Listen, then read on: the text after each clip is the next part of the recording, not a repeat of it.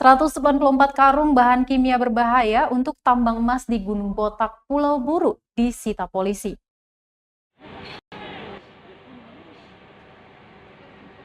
Sebanyak 194 karung bahan kimia berbahaya jenis cyanida akan digunakan untuk tambang emas di Gunung Botak, Kabupaten Buru, Maluku.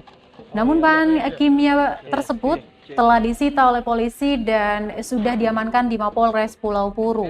Diduga bahan kimia berbahaya itu akan dibawa ke tambang emas ilegal Gunung Botak.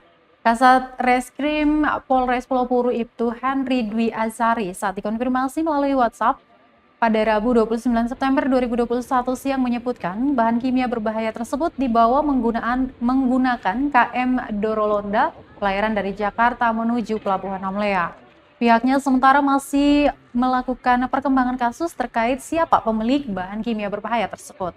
Diketahui Tribunes, bahan kimia berbahaya tersebut dikirim melalui ekspedisi Wipa Express dengan nomor kontainer 218,061 garis datar 9.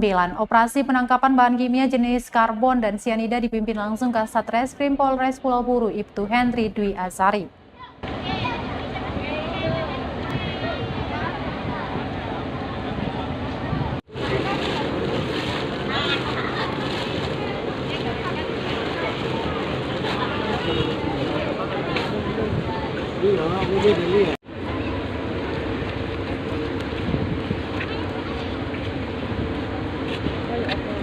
Kayak apa?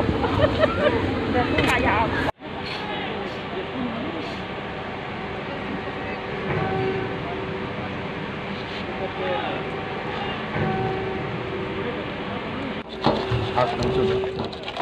Oh iya.